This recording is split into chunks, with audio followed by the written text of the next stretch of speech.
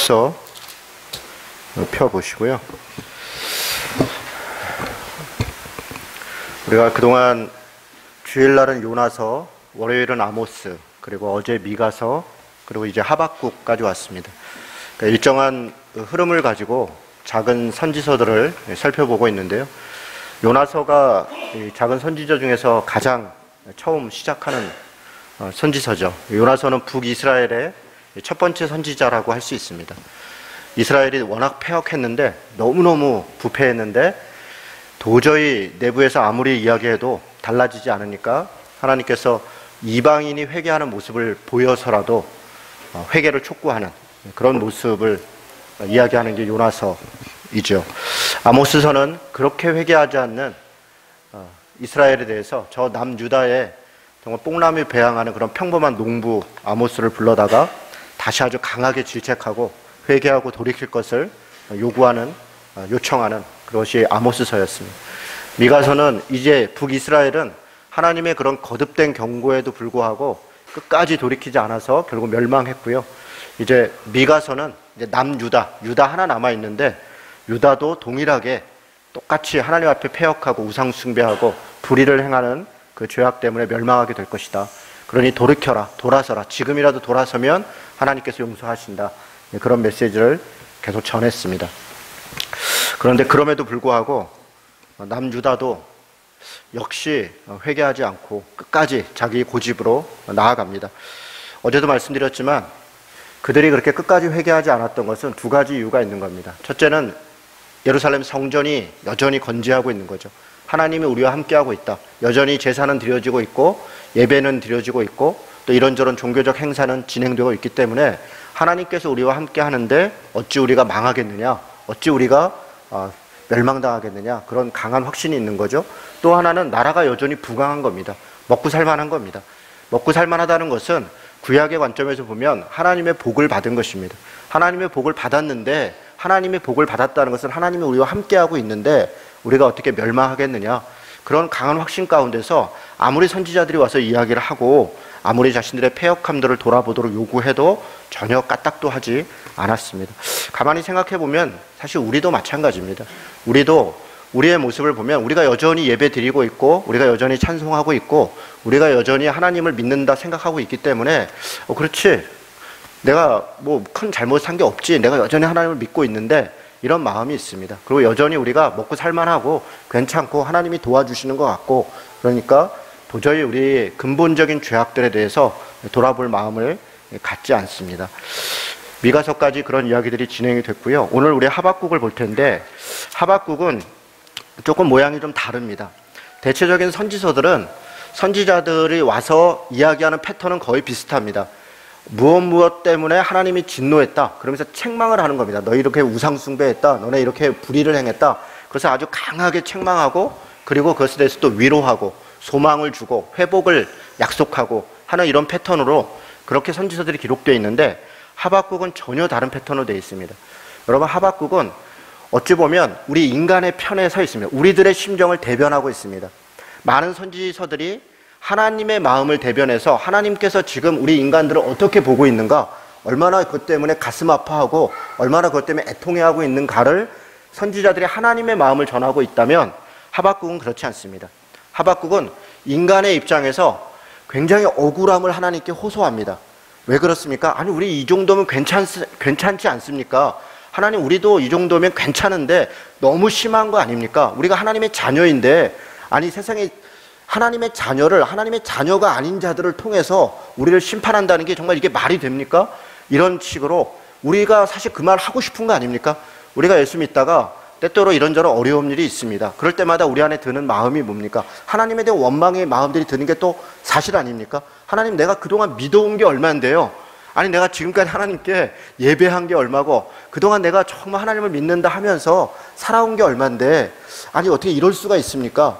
아니, 더군다나 내가 지금 복음을 전하려고 하지 않습니까? 우리 자녀들에게, 또 우리 가족들에게, 내 주위 사람들한테 열심히 복음을 전하려고 하는데 나를 이렇게 보기 부끄럽게 만들면 도대체 이 복음이 무슨 능력이 있겠습니까? 하나님, 어떻게 이렇게 하면서도 하나님이 정의롭다 할 수 있습니까? 라고 하는 마음들이 때때로 드는 것이 또 사실입니다. 그래서 우리가 하나님 앞에 때로 원망합니다. 사실 하박국의 말씀은 그런 것입니다. 인간이 하나님한테 마땅히 가져야 될 어떤 원망, 아니 하나님 왜 정의로운 사람이 더 고난을 당합니까? 아니 왜 불의한 사람들이 더 잘 삽니까? 이런 생각들이 드는 거죠. 아니 왜 죄 없는 사람들이 저렇게 죽어갈 수밖에 없습니까? 도대체 하나님은 정의로운 분입니까? 어디에 계신 겁니까? 그런 원망들이 있는 것입니다. 오늘 하박국은 그런 이야기를 하나님 앞에 합니다. 여러분, 이 하박국이라는 이름이요, 이 뜻이 두 가지가 있어요. 원래는 이렇게 포옹하다, 그러니까 이 접촉하다, 끌어안다 이런 뜻입니다. 그런데 조금 더 적극적으로 해석하면 씨름하다 이런 뜻이에요. 씨름하다. 그래서 하박국은 씨름한 선지자다 이렇게 이야기를 합니다. 아니 감히 하나님과 씨름을 했다고요. 여러분, 우리 이 구약에서 그랬던 인물 또 한 명 기억납니다. 야곱이죠. 야곱이 야복강에서 하나님하고 하나님 같은 어떤 형상과 밤이 새도록 씨름을 했고 결국은 환도뼈를 부러뜨리고 당해서야 정신 차리고 그리고 하나님 앞에 엎드렸던 기억이 나죠. 여러분, 하박국이 지금 그런 모습입니다. 도저히 자기가 이해가 되지 않고 납득이 되지 않기 때문에 하나님 앞에서 자신의 어떤 것들을 요구하고 이야기합니다. 그래서 하박국은 크게 보면 세 가지 이 형식으로 되어 있어요. 하박국이 하나님께 뭔가를 막 열심히 토로하고 질문합니다. 그랬더니 하나님이 그것을 대답해요. 그것이 첫 번째 장면입니다. 그게 1장 2절부터 11절까지가 하박국의 하나님께 무언가를 막 토로하고 질문하고 하나님이 답변하고, 이게 첫 번째 사이클입니다. 그리고 12절부터는 다시 또 하박국이 묻습니다. 하나님한테 또 따지고 물어요. 그것에 대해서 2장 끄트머리까지는 하나님이 또 다시 답변을 합니다. 그렇게 답변을 하고 3장은 그 답변 과정에서 깨달은 하박국이 자기의 깨달음을 하나님께 기도하고 하나님께 고백하는 것이 3장의 내용입니다. 그러니까 내용은 참으로 단순합니다. 한 번씩 이렇게 내용을 전체적으로 한번 살펴보도록 하겠습니다. 여러분, 1장 2절을 같이 읽도록 하겠습니다. 같이 읽습니다. 여호와여, 내가 부르짖어도 주께서 듣지 아니하시니 어느 때까지니까? 내가 강포로 말미암아 외쳐도 주께서 구원하지 아니하시나이다. 여러분, 우리는 그냥 이렇게 평범하게 여호와여 내가 부르짖어도 주께서 듣지 아니하시나니 어느 때까지니까 이렇게 읽었지만 하박국의 심정은 뭐냐면 굉장히 애통한 심정이에요. 아니 하나님 도대체 언제까지 침묵하실 겁니까? 아니 하나님 정말 해도 너무하는 거 아닙니까? 지금 그런 어조로 지금 하박국이 하나님께 따지고 있어요. 이유가 있습니다. 그냥 괜히 그러는 게 아닙니다. 하박국 입장에서, 인간의 입장에서 보면 억울한 부분이 있습니다. 강포를 당하고 있습니다. 굉장히 어려움을 당하고 있고 누군가로부터 막 포악을 당하고 있어요. 그런데 하나님이 도와주지 않으시는 거예요. 아니 어떻게 이럴 수가 있습니까? 그런데 나를 괴롭히고 있는 자가 뭐 깨끗하고 좋은 그런 게 아니에요. 내가 무슨 죄가 있어서 그런 게 아니에요. 지금 하박국은 자신이 죄가 있다고 생각하지 않습니다. 지금 3절에 보니까 어찌하여 내게 죄악을 보게 하시며 패역을 눈으로 보게 하시나이까? 내가 나한테 어떻게 이렇게 죄를, 나한테 이렇게 못될 짓을 하고 나를 어떻게 이렇게 대할 수가 있습니까? 그런 안타까운 마음이 있습니다. 겁탈과 강포가 내 앞에 있고 변론과 분쟁이 일어났나이다. 너무너무 끔찍한 일들, 전쟁의 상황들, 그럴에서나 나타날 수 있는 그런 엄청나게 끔찍한 고통과 고난들이 하박국에게 있습니다. 그리고 4절에 얘기합니다. 이러므로 율법이 해이해졌습니다. 여러분, 이건 굉장히 강한 선언입니다. 지금 하나님께서 선지자들을 통해서 계속적으로 지금 말하는 게 뭐냐면 하나님의 말씀, 그 율법으로 돌아와라. 하나님의 말씀을 너희들이 어겼다. 지금 그것을 계속적으로 경고하고 있습니다. 그런데 거꾸로 하박국이 하나님한테 그 얘기를 하는 거예요. 하나님, 이렇게 되면 하나님께서 우리에게 약속하셨던, 우리에게 행복하라고 복되라고 하나님의 백성이라고 주셨던 그 말씀을 하나님이 어기고 있는 거 아닙니까? 지금 그렇게 따지고 있는 거예요. 여러분, 굉장한 그 호소입니다. 율법이 해이해졌습니다. 정의가 전혀 시행되지 못하고 있습니다. 이는 악인이 의인을 에워쌌으므로 정의가 굳게 행하여졌나이다. 여러분, 지금 뭐라고 얘기했냐면요, 하박국이 악인이 의인을 에워쌌다. 지금 바벨론에 의해서 좀 이따 이제 바벨론이 등장하고 합니다. 하나님께서 바벨론에 너희들이 심판당할 것이다. 바벨론을 통해서 너희가 멸망할 것이다. 그것이 하나님의 뜻이다. 너희들이 돌아와야 된다. 돌이켜야 된다. 라고 얘기할 때 선지자인 하박국은 바벨론을 어떻게 생각하는 거냐면 그건 악인이라는 거예요. 물론 그렇죠. 바벨론은 악인이에요. 그런데 자기 자신에 대해서는 어떻게 생각하냐? 나는 의인인 거예요. 이스라엘은 지금 유다는 의로운 자들이에요. 하나님의 백성인 거예요. 하나님을 위해서 예배했고 하나님을 위해서 찬양했고 하나님을 위해서 하나님의 일을 한다고 열심히 했는데 어떻게 악인이라고 생각할 수 있겠어요? 우리는 의로운 자예요. 물론 잠깐 실수할 수 있어요. 뭐 조금 잘못할 수 있어요. 아니 그렇다고 해서 하나님께서 자기의 백성을 그렇게 할 수가 있습니까? 그런 심정들이 있는 거예요. 악인이 의인을 에워쌌으니 정의가 무너졌습니다. 율법이 해해졌습니다. 하나님께서 지금 당신의 약속을, 언약을 어기고 있습니다. 여러분 얼핏 들을 때 그럴듯하지 않습니까? 또 사실 우리도 그렇게 하고 있지 않습니까? 우리도 하나님한테 때때로 억울한 일 있고 안타까운 일 있고 이해되지 않는 일이 있을 때 하나님께 그렇게 얘기하는 거 아니에요? 하나님 뭐 이게 말이 되지 않지 않습니까? 심지어는 우리가 어떻게 하냐면 하나님의 말씀을 들이대면서, 조금 이따 하박국도 그렇게 합니다. 하나님께서 하신 말씀을 그대로 들이대면서 하나님 이렇게 말씀하시지 않았습니까? 그런데 이제 이렇게 하면 어떻게 합니까? 여러분 우리가 그렇게 하잖아요. 하나님 이런 말씀으로 약속했고, 아니 예수 믿으면 복 받는다 그랬고, 구원 받는다 그랬고, 네가 평강과 은혜로 인도한다 그랬고, 기도하면은 모든 죄를 다 사하신다 그랬고, 마음의 평강으로 지켜주신다고 했는데, 아니 이게 뭡니까? 어떻게 이래서 하나님이 정의롭다고 할 수 있습니까? 여러분 이런 정도의 강도로 하나님한테 지금 막 굉장히 강력하게 따지고 있어요. 사실 우리들이 그렇게 하고 있는 것을 하박국이 대변하고 있는 것이에요. 하나님의 답변은 뭡니까? 5절부터 11절이 하나님이 답변합니다. 그런데 이 답변이라는 것이 뜻밖입니다.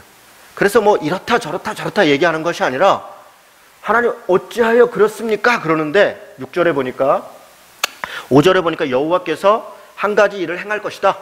내가 반드시 이 일을 행한다. 그런데 6절에 보니까 보라 내가 사납고 성급한 백성 곧 땅이 넓은 곳으로 다니며 자기의 소유가 아닌 거처들을 점령하는 갈대아 사람을 일으켰다. 이게 무슨 얘기예요? 갈대아라는 말은 바벨론이라는 얘기입니다. 바벨론을 사람들을 갈대아 사람들이라고 그래요. 바벨론 사람들을 일으켰다. 그래서 바벨론 사람들을 통해서 너희들을 지금 심판할 것이다. 이게 답변이에요.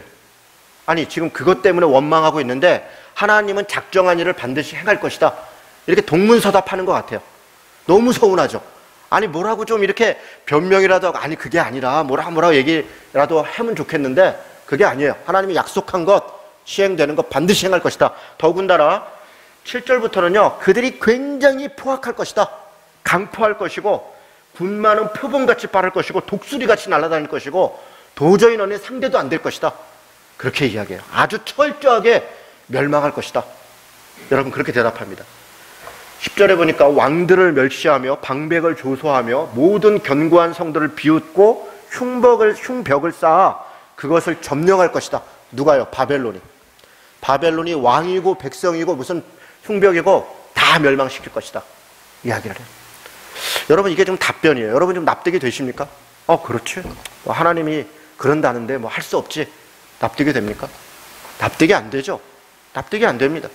그러니까 하박국이 또 이제 얘기를 시작하는 거예요. 그런데 11절은 굉장히 중요한 지점을 하나님이 또 한 말씀 하시고 지나가요. 한번 11절 한번 같이 읽도록 하겠습니다. 같이 읽습니다. 그들은 자기들의 힘을 자기들의 신으로 삼는 자들이라.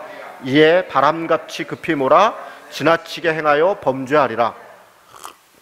바벨론이 남유다를 멸망시킬 건데 하나님이 그것을 허용할 건데, 근데 그 바벨론에 대한 하나님의 생각이 여기에 있어요. 이 11절에 어떻게 생각하냐면 바벨론이 정의롭다 그래서 그걸 사용하는 거 아니다. 바벨론이 뭐 너희보다 괜찮기 때문에 사용하는 게 아니다. 바벨론은 도구예요. 지금 의롭다고 착각하고 있는 유다 백성들의 심판을 받아야 돼요. 지금 그들이 하나님의 언약을 깨트렸어요. 단지 하나님께서 다른 것을 사용할 뿐이에요. 그가 도구예요. 그런데 그 도구가 하나님도 그게 마땅치는 않아요.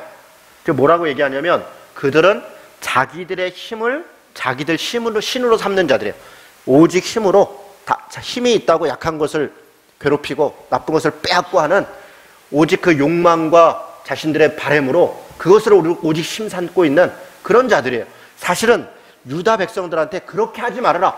자기 욕망과 욕심을 신삼지 말고 오직 하나님만 의지해야 된다 라고 요구하고 있는데 지금 바벨론은 완전히 그런 존재들이라는 거예요.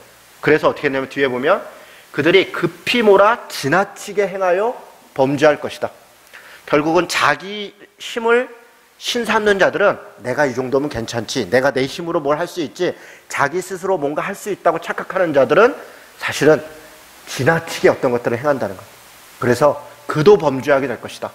그리고 그것이 바벨론이 또 심판받는 빌미가 돼요. 지금 사실 그 얘기를 뒷부분에 하려고 하는데 뒷부분의 답변에 하나님이 그 대답을 해요. 근데 이 지점에서 잠깐 언급을 해요.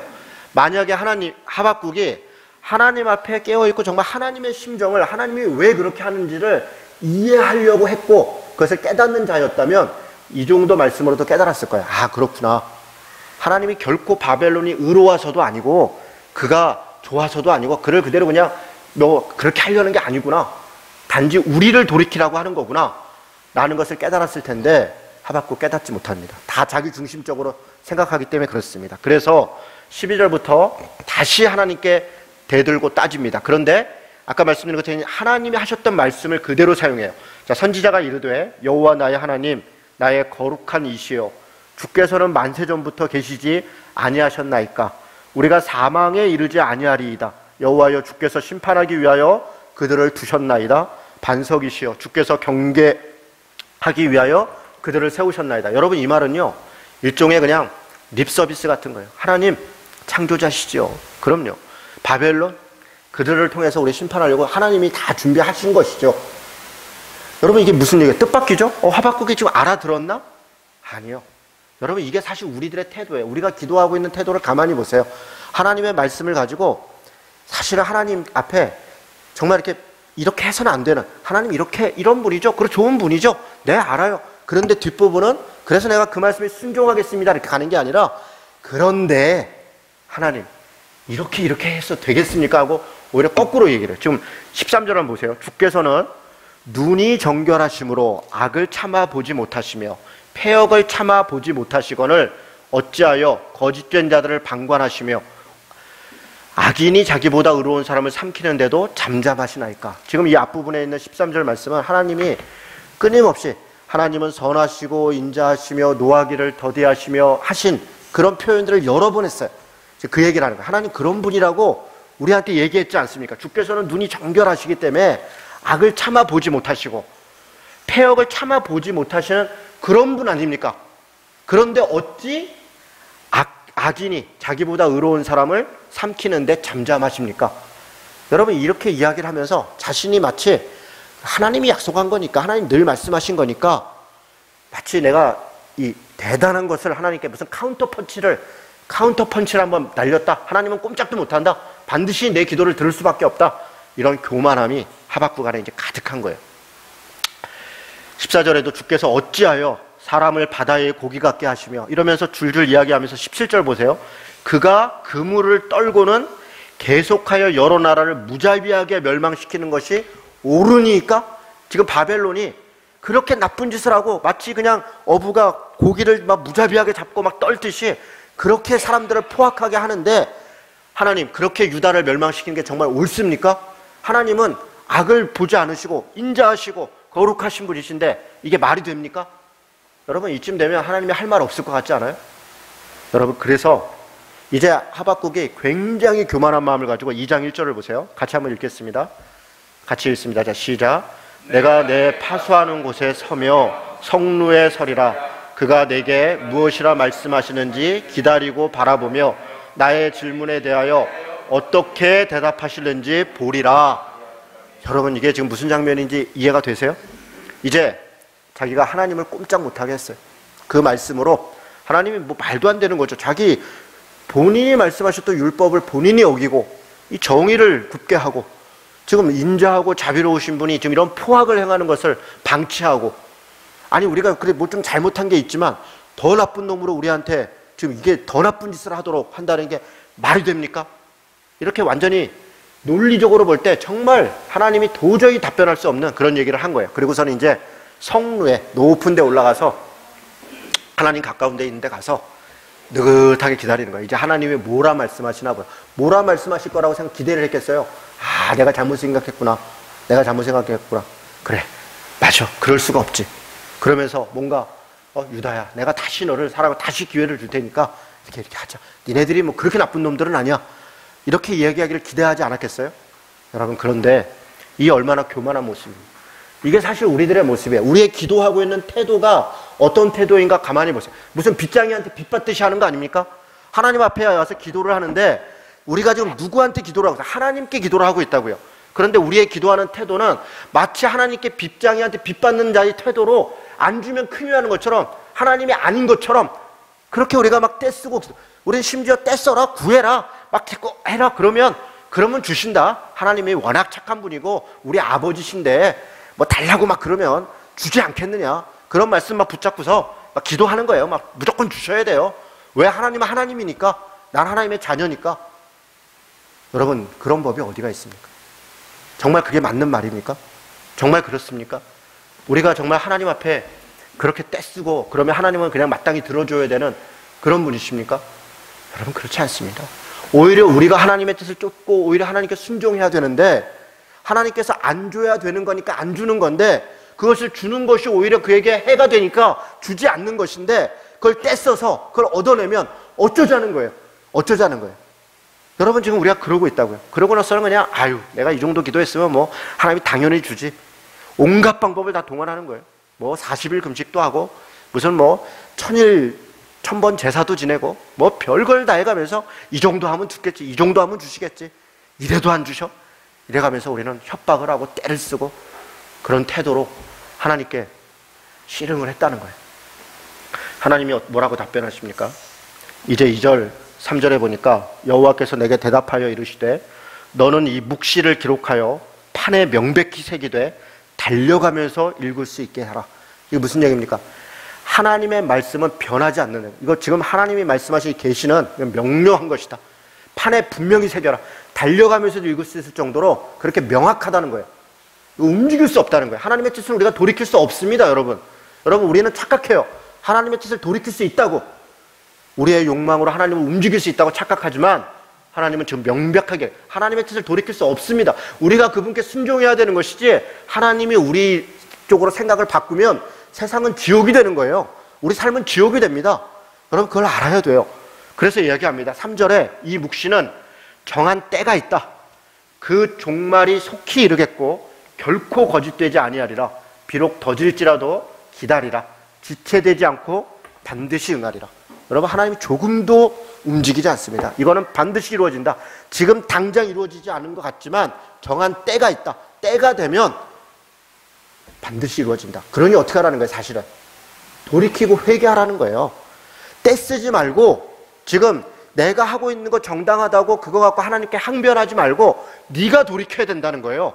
하나님의 심판의 말씀은 선포된 거예요. 지금 하나님의 심판은 심판을 주기 위한 심판이 아니라 돌이키라라고 하는 경고예요. 선지자들을 보내서 지금 우리한테 깨닫게 하는 거잖아요. 돌이켜라. 지금이라도 돌이키면 산다. 돌이키는 게 사는 건데, 돌이키지 않고 때를 쓰면서 내가 사는 방식대로 내 생각대로 그대로 고집을 부리면 정한 때가 되면 반드시 심판받는다는 거예요. 여러분, 이건 움직일 수 없는 사실입니다. 개인도 마찬가지고 교회도 마찬가지고 국가도 마찬가지고 세계도 마찬가지입니다. 우리의 태도를 바꿔야 돼요. 여러분, 바꿔야 됩니다. 바꿔야 됩니다. 이런 말씀 듣고 정말 깨달으셔야 됩니다. 우리가 달라져야 되고 우리가 돌이켜야 되지 하나님이 우리 뜻대로 움직이지 않으십니다. 4절은 4절부터 20절까지는 이제 하나님께서 그렇게 움직일 수 없다라고 이야기를 하면서 이제 하박국에게 일종의 이제 또 추가적인 말씀을 해요. 왜냐하면 지금 하박국이 뭘 생각하는 거면 바벨론 그 나쁜 놈인데 어떻게 이럴 수가 있습니까? 그런 얘기를 해요. 하나님께서 이제 바벨론에 대해서 얘기해요. 그래? 그 바벨론이 어떤 자인지 내가 잘 알고 있다. 그가 어떻게 될지 내가 너한테 이야기하겠다. 그 얘기를 해요. 그 얘기를 하는 이유가 있죠. 왜냐하면 바벨론이 어떠하는 거에 상관없이 유다는 유다가 돌이키지 않으면 멸망한다는 거예요. 심판받는다. 그걸 알아야 돼요, 여러분. 누구 때문에, 뭐 때문에 100번 얘기해봐 소용없어요. 내가 문제예요, 내가. 여러분, 그걸 정말 알아야 돼요. 저 사람 때문에, 저 때문에, 뭐 때문에 100번 핑계 대봐야 다 소용없어요. 하나님은 여전히 나한테 관심 있는 것이고 내가 하나님의 뜻으로 돌이키길 바라시는 거예요. 누구 때문에 내가 돌이킬 수 없었어요? 뭐 때문에 내가 할 수 없었어요? 아무런 핑계도 되지 않는다는 거예요. 하나님은 오히려 그거에 대해서 따로 이야기하세요. 따로 이야기하세요. 여러분, 정말 이거를 잘 이해하셨으면 좋겠어요. 나와 하나님과의 관계 속에 있다. 다른 게 달라진다고 해서 내가 달라지는 것이 아니에요.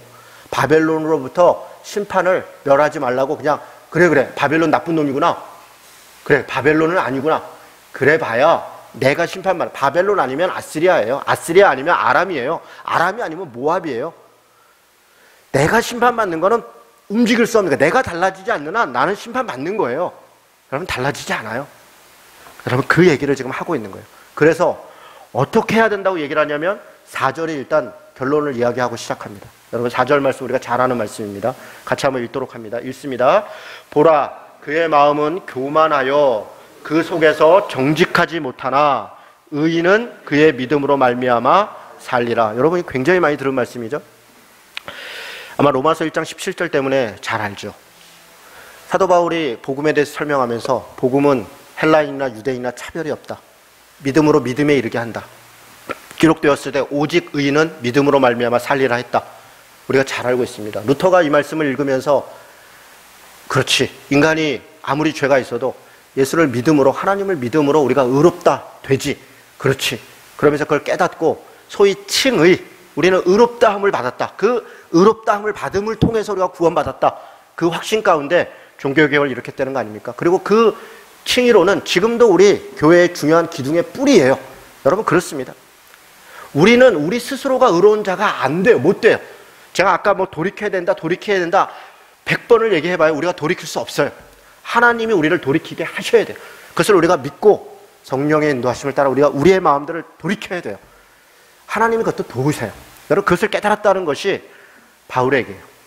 루터의 이야기예요. 그런데 루터의 그 칭의론을 칼빈이요 후대에 더 명료하게 만듭니다. 여러분 칼빈이 칭의론을, 여러분 그 기독교 강요라는 걸 읽어보다 보면요, 칭의론을 설명하기 전에 칼빈은 두 가지를 먼저 설명해요. 왜냐하면 이 칭의론을 오해할까 봐 그렇습니다.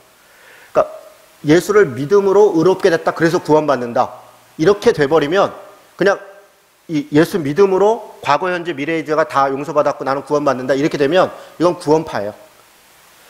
그래서 칼빈이 루터가 깨달았다는 이것을 오해하지 않기 위해서 기독교 강요를 쓸 때 칭의론 앞에다 먼저 설명하는 게 있어요. 그게 두 가지인데, 첫 번째는 그리스도와 연합함이에요. 그리스도와 연합함. 두 번째는 성화론이에요. 성화.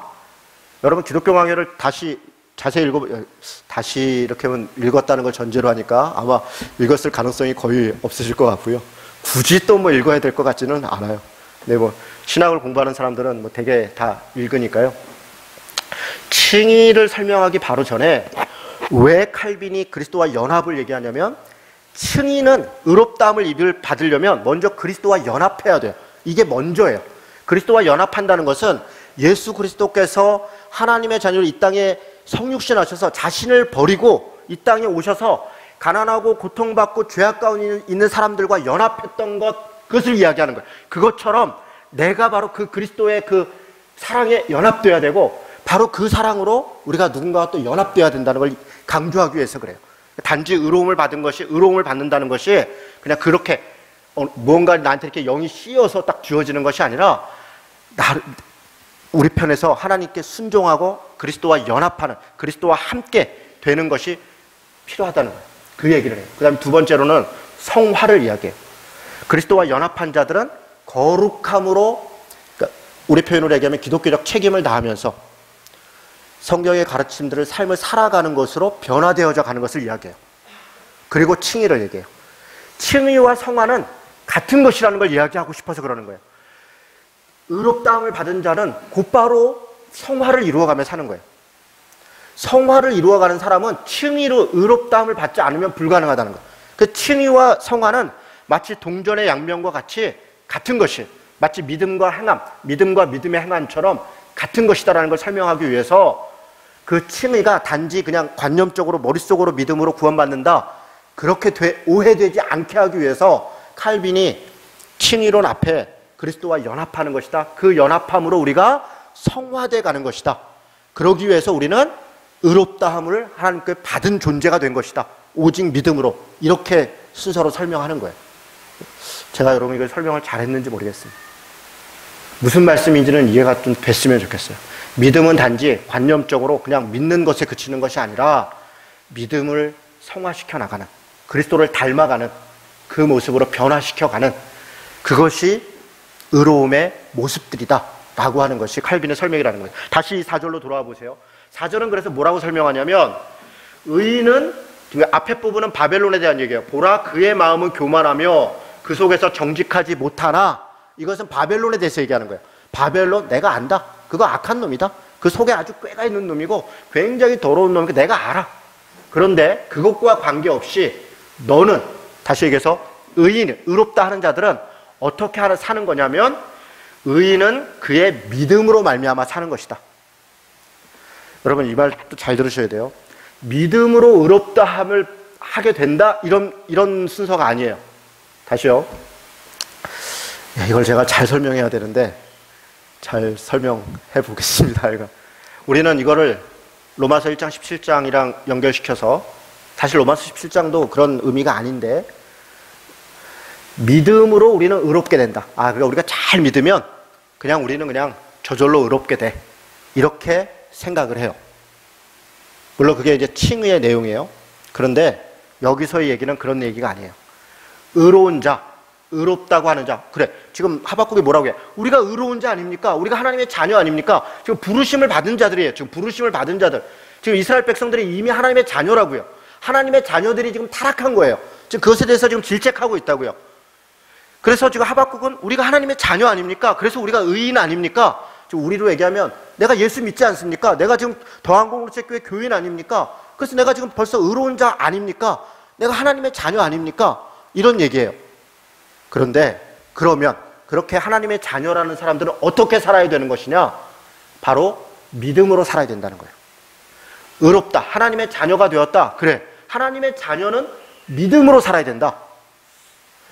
외부의 어떤 고통, 저 사람 때문에, 무엇 때문에, 뭐 때문에, 어떤 환경 때문에 하나님 어떻게 저럴 수가 있어요? 이럴 수가 있어요? 그것은 믿음의 태도가 아니라는 거예요. 그 환경은 원래 그래요. 원래 악해요. 세상은 원래 악해요. 바벨론은 원래 악해요. 여러분, 우리가 세상에 살아갈 때 악이 원래 흥해요. 그게 당연한 거예요. 그렇지 않습니까? 그래서 이 땅이 지옥인 거예요. 이 땅에 하나님 나라도 임했지만 이 땅에 지옥도 함께 있는 거예요. 하나님 나라가 이미 임한 것처럼 지옥도 이미 임해 있는 거예요.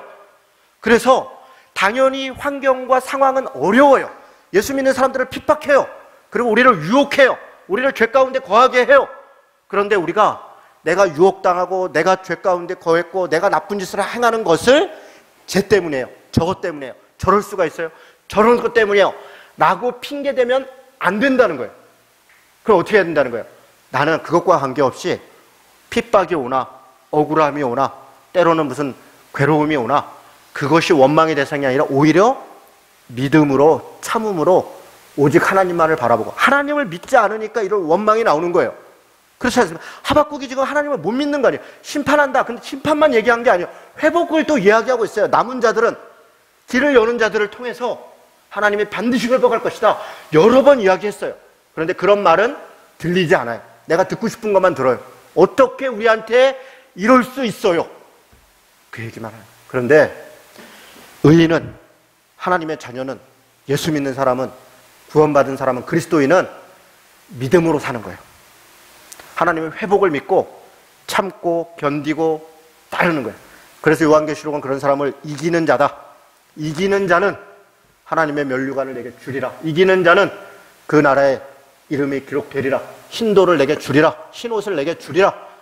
영원한 하나님 나라의 천국으로 너를 인도하리라. 이기는 자는. 그래서 믿음은 견디는 거예요. 믿음은 견디는 거예요. 여러 환경과 여러 상황들을 원망하고 불평하고 그것 때문에 라고 얘기하는 게 나를 바꾸는 거예요. 믿음은. 의인은 믿음으로 말미암아 사는 거예요. 믿음으로 자신을 돌이키고 자신이 변화되고. 제가 설명이 잘 됐으면 좋겠습니다. 그리고 지금 그 얘기를 합니다. 밖에 있는 환경들에 대해서 이야기를 하는데 간단하게 얘기했어요. 지금 그 다음부터는 바벨론을 얘기해요. 5절에는 그는 교만하다, 욕심이 끝이 없다, 족한 줄을 모른다. 그렇죠? 6절에 보니까 이렇게 자기 소유 아닌 것을 모으는 자고 볼모 잡은 것으로 무겁게 진진 자고. 사실 이런 자들이 바벨론인데 가만히 읽다 보면 우리 같아요. 그러니까 지금 하박국이 이걸 들으면서요 깨달아요. 유다가 우리가 무슨 죄가 있어요 했는데 가만히 보니까 바벨론이 이런 악한 놈들이에요. 그래, 하나님도 그래, 바벨론 그런 놈이지, 포악하지, 그래, 자기밖에 모르지, 자기 신을 삼지, 독한 줄도 모르지, 노력하지, 빼앗지, 잔인하지. 그런데 가만히 보니까 유다가 그래요.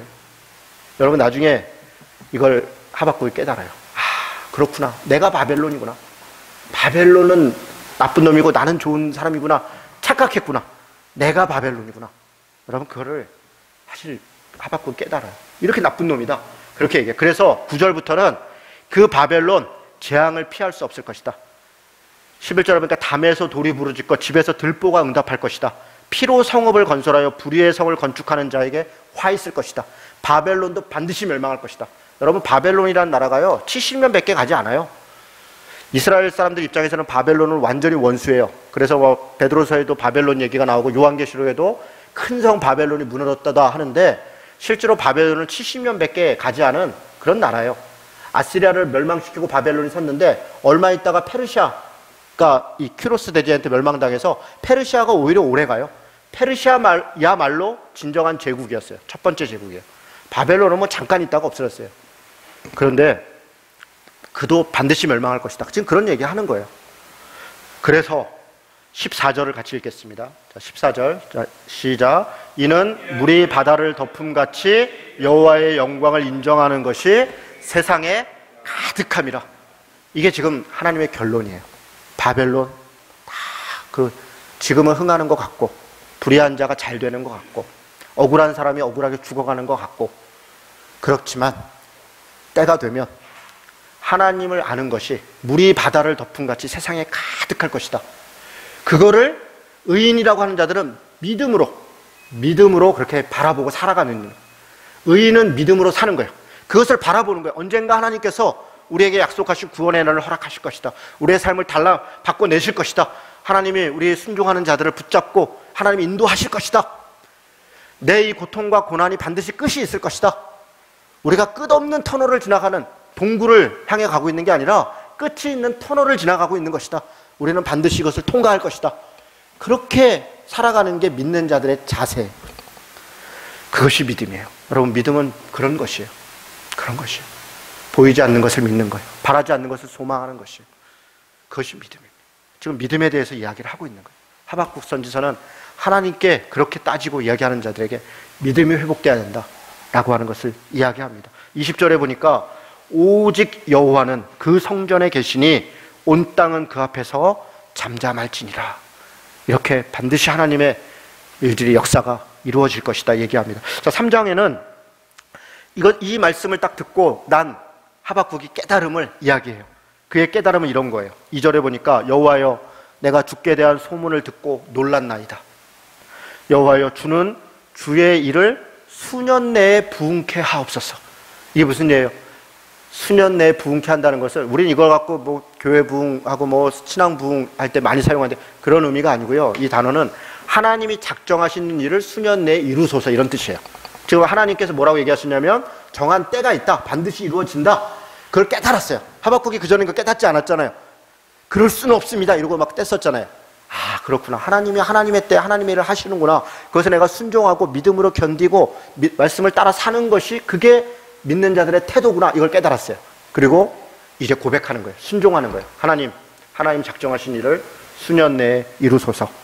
진노 중에라도 다만 그 심판 중에라도 긍휼을 잊지 마시옵소서. 우리를 불쌍히 여기사 남은 자들을 반드시 구원해 주시고 하나님 이끌어 주옵소서. 그렇게 기도하는 거예요. 13절에 보세요. 여러분 이 기도의 내용들은 다 뭐냐면 그 다음부터는 다 믿음의 고백이에요. 그렇습니다. 하나님은 창조주이십니다. 그렇습니다. 하나님이 역사를 주관하고 계십니다. 그런 고백들을 쭉쭉쭉쭉 하고 있어요. 태도가 완전히 달라졌죠? 하박국의 태도가. 이게 믿는 자의 태도예요. 믿음을 가진 자는 어떠한 상황이라도 하나님이 창조자이신 것, 그가 역사를 주관하고 있다는 것, 내 삶을 이끌고 계시다는 것을 의심하지 않고 고백하고 나가는 것. 이게 믿음의 태도라는 거예요. 그리고 13절에 얘기해요. 같이 읽겠습니다. 13절 시작. 주께서 주의 백성을 구원하시려고 기름 부은 받은 자를 구원하시려고 나오사 악인의 집에 머리를 치시며 그 기초를 바닥까지 드러내셨도다. 주님은 창조자일 뿐 아니라 역사의 주관자일 뿐 아니라 반드시 우리를 구원하시는 구원자라는 거예요. 그리고 세상에 대해서는 반드시 심판을 가하실 것이라는 거예요. 이것이 하박국의 고백이에요. 여기까지 이제 하박국이 깨닫고 고백했어요. 그런 다음에 16절에 얘기합니다. 내가 들었으므로 내 창자가 흔들렸고, 여러분 이거 앞에는 기도의 이야기고요. 16절은 저 2장으로부터 넘어오는 거예요. 하나님이 말씀 답변을 했어요. 그것을 이제 들었으므로 이렇게 이야기가 들어오는 거예요.